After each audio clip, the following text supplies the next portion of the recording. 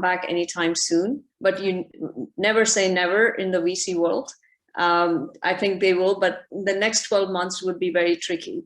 So the more I think about it, I feel like startups need to be a lot more careful about where we spend, how we spend, and focus a lot more on business development activities as well going forward, and think about how we can leverage the revenues and not just focus on external funding and that crazy growth trajectory.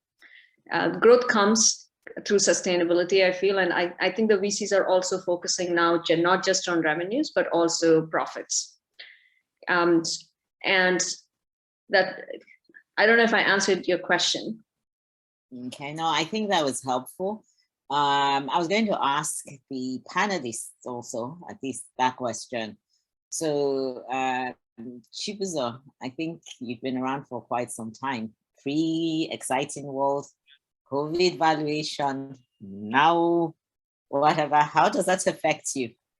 What do you think? What's your advice for young entrepreneurs, people just starting? What's your advice?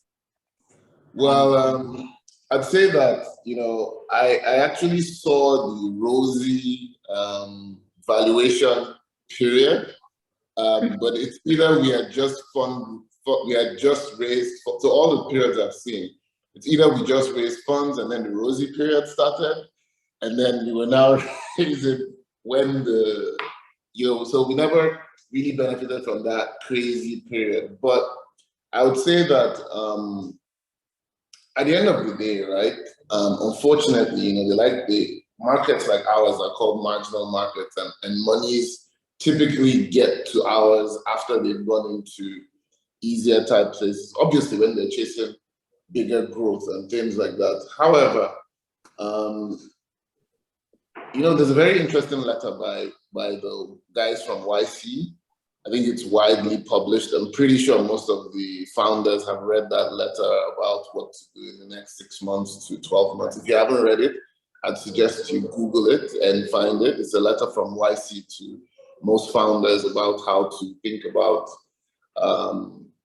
fundraising, growth, running for profit in the next few months. Having said that, I think that, and speaking for myself, right, we started this company at a time when Nigeria wasn't an exciting place for funds. I think Ghana, Kenya, all the other places were raising funds ahead of us and things like that. But I think that once the tide turned, Nigeria became like, are you in Nigeria? Are you in Nigeria? Everybody should pile on in Nigeria. So from that perspective, we've never had that crazy value. So I wouldn't necessarily say we are overvalued relative to the market.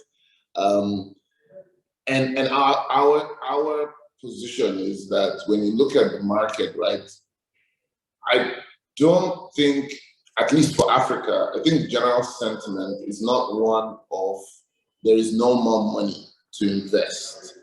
That's what I get, right? I get there's caution from most investors who invest into Africa. I don't see that it's dry, because don't forget, a lot of the investors raised funds in the last few months, also on that crazy valuation thing. So there's a lot of dry powder also with investors who are targeting Africa. But that does not mean, like Vamshi said, it does not mean the crazy valuation period is here. It means that period definitely is gone. There's more reasonable valuation, more people are very much focused on profit sustainability and things like that. I think all those conversations around valuation, raising money, those are conversations to be had. I think there will always be a place for health tech companies because the market is growing.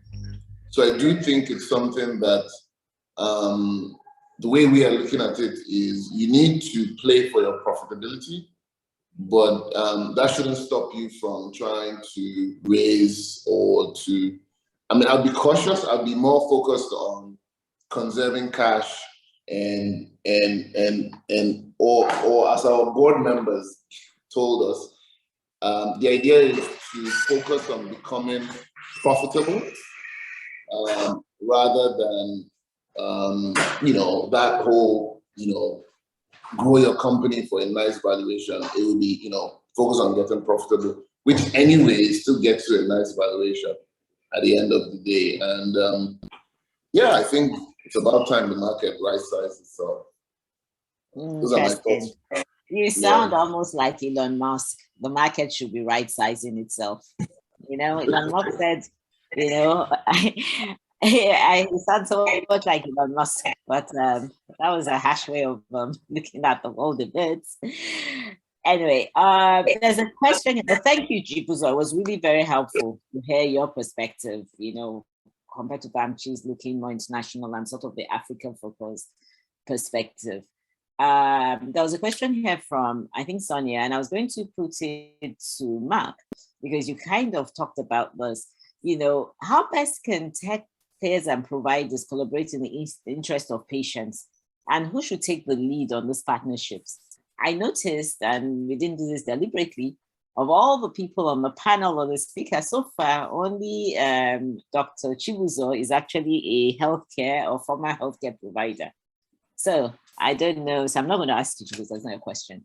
So Mark, I mean, you guys are buying hospitals, doing all sorts of interesting things. You run stuff. What do you think about this question on the health tech players and providers? How can they collaborate in the interest of patients?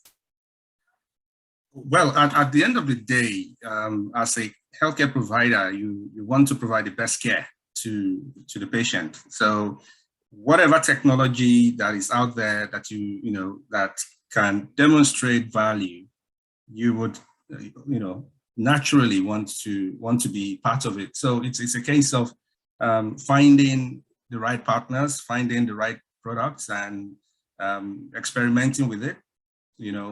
Deploying maybe a trial, maybe a pilot of that solution, and testing it out, experiencing and collecting feedback from your customers in terms of their experience, of the product. So, as healthcare providers, we welcome collaboration. We are keenly interested in, innovative ideas that can help, move the needle, basically, bring a new experience. At the end of the day, it's experience for the practitioners, experience for the patients as well. So oftentimes most systems or innovators that come with systems, it's usually systems that maybe the hospital already has.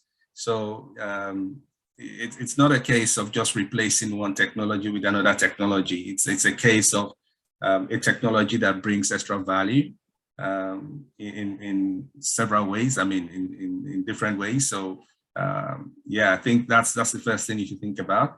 You should think about your business model as well. When thinking about the business model, you need to think about how the hospital makes money. How the hospital makes money themselves. So anything that can be aligned to that, from a revenue perspective, will typically be welcome. So I know there are health tech companies that have innovated around claims and claims processing. I think one of our speakers mentioned that that's an area that they also focus on. So that's an aspect. There are other areas that could be looked at, collaboration is always welcome. So. Okay. Now, thank you so much. And then we're getting to the end of the panel. So any final questions, please. So I was going to ask Marcel, as the other sort of representing provider on this panel. So who should take the lead in this kind of partnerships? Is it the provider? Is it the tech folks? What do you think? Okay, so what I think is we should rather focus on the value. Right. So there are a lot of value that one can provide to the patient. So is that you're trying to reduce the costs, or you're trying to create more accessibility to healthcare, right? So just the same way that has happened in the banking space, on the financial institution space, where you have a lot of fintech coming into that space and you have bank collaborating to create innovative products, right? So once you first of all, determine your objective, which is to create value for the patients, right? So you can collaborate. That's just the only way you can actually create much more value and a product that can actually meet the customers. And I think it's very difficult to say who should really take the lead. I think everybody involved in the healthcare ecosystem that really wants to generate value or provide value to the patients should actually take the lead. Thank you. Thanks very much. And Kayode, one of the areas I think Chibuzo mentioned in his presentation was this whole issue of affordability, and this whole issue of unbanked people or people not connected to the financial space. And so in your experience, in the cases, I mean, you guys were coming from the finance space now into the healthcare space. I mean, what do you think? What are the challenges in trying to get people who are either unbanked or have limited exposure? How do we get them into the insurance space? We have this new National Health Act. Hopefully, I mean, the states have almost increased the number of insured people by at least 50% in the last year. What does this mean? I mean, how do you get these people into, how can you use technology to even grow this even faster? Yeah, so I believe that there's a fundamental finance problem, a fundamental poverty problem in the country, like everybody know. And regardless of the solution that anyone is building, it will always have to compete with food, right? So anything that we are offering to the consumers, right, we have to factor in their financial capacity. And this is one of the things that we have been trying to solve on our own side.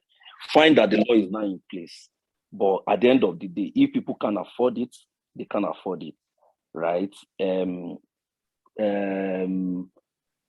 the government has done a good thing by providing for the vulnerable people in the country, right? And trying to provide the financing for that group. So as practitioners, we have to solve for the other people.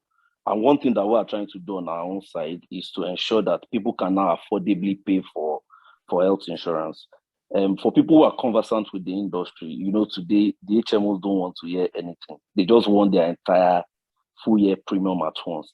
I think behavior towards this, we have to change for every practitioner, right? We have to start to look at what really Nigerians can afford.